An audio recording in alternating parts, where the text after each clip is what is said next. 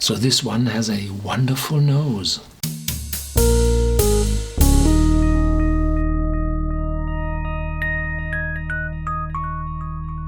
Welcome to Whisky.com, where fine spirits meet. My name is Lüning, Horst Lüning. I'm the master taster of Whisky.com, and today we have a new bottle of the Glencadam distillery.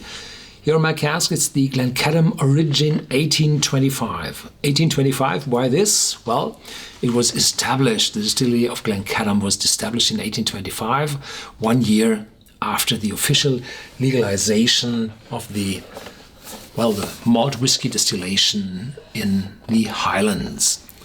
A very special collection of casks was chosen for the Origin 1825 edition.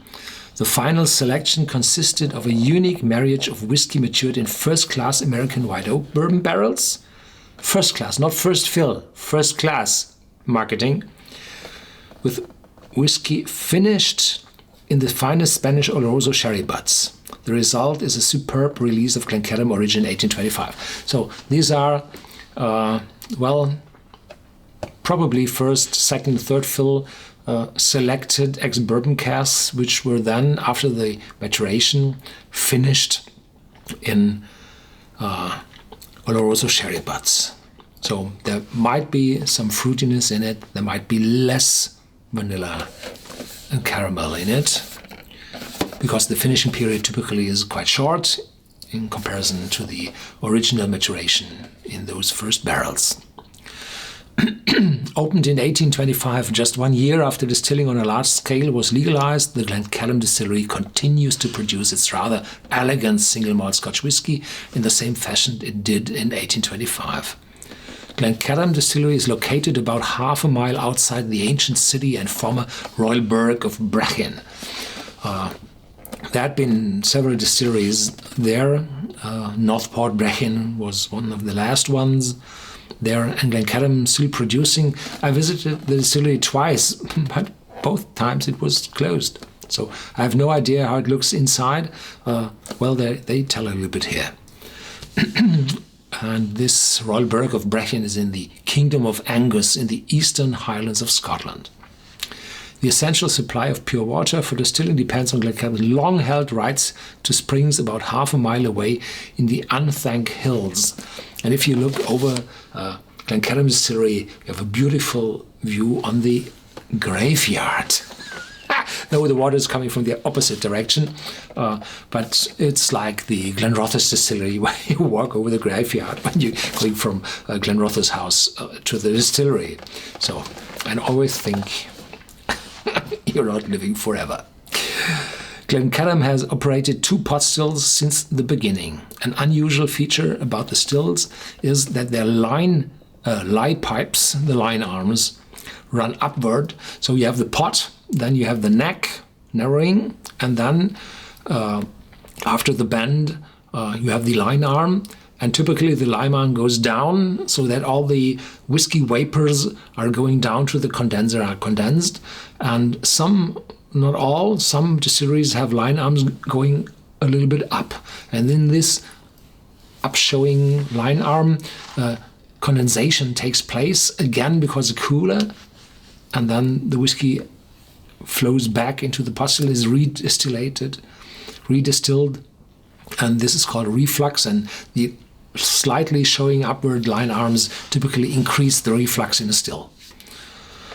Run upwards in an angle of 15 degrees rather than downwards. The belief is that this helps to produce a particular delicate and mellow spirit which after maturation yields sweet and fruity notes in the final product. Color, warm gold. I have no idea if this one is colored or not, artificially colored or not.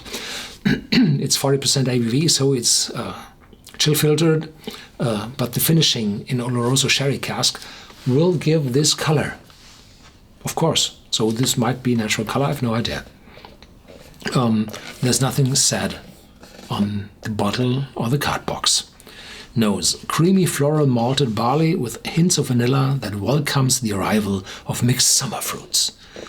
Palate, bananas, pineapple, pears and boiled sweets merge with a delicious mix of soft spice. Finish, floral with pear drop sweetness. And that's it on the card box. And I think here it's the same. Yes. Yes. No difference. And so here on the top, the capsule which seals the cork, it said Glencadam. So this one is protected against refilling. Well, I don't know if somebody would like to refill such a floral bottle, but Glencadam on the top will prevent that, because typically fakers do not have access to those capsules. Quite a small cork, a little fruity on the cork.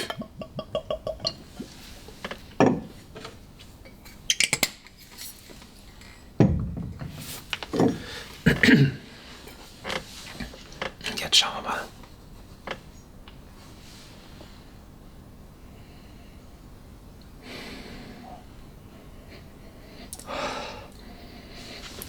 It's vanilla. It's creamy. It's floral, fruity. So this one has a wonderful nose. So this one is a no age statement whiskey. And the nose is wonderful.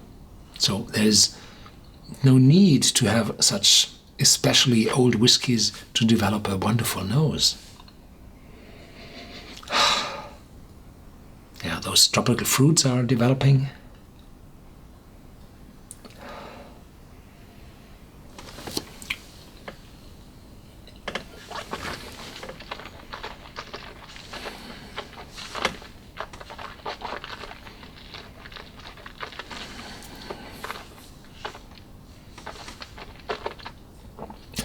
Not really pineapples, but citrus notes, fruity notes, and a little spiciness developing. This is a wonderful whiskey. So the nose has been so brilliant. The taste dangerously sipping. And the aftertaste, well, still there. Not too long, of course, but some sweets and yeah. Little spiciness from the oak. I think the sherry brings this little more intense fruit into the whiskey. So this one is, well, this the relationship between price and quality. It's wonderful. Very good for a no age statement whiskey.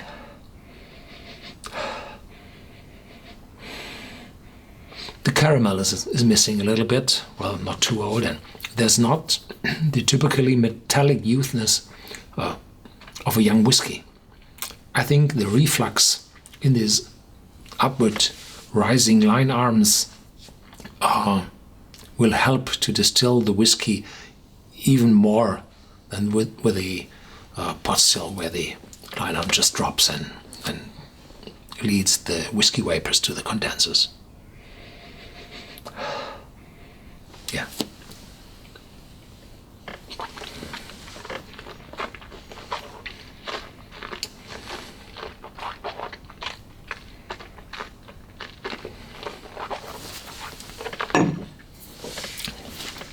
Wonderful.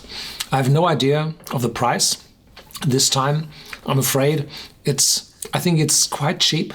It's in the starting range, 25, 30. No really idea what it costs. Just very fresh and new on the market. But the price to quality, extremely good. Yeah, there are other Glencadams on the market, the 10-year-old for a long time. There had been a 15-year on the market. There are 14, 17, 18, 21, 25, 32. Vintage 1982 on the market, and the Glencadam distillery developed to the better. Yeah, so I'm happy that they're producing and that the whiskey is becoming better and better from time to time. Thank you for watching. Stay tuned, there's more to come, and as always, share this video with your friends and give your comments in our whiskey database, and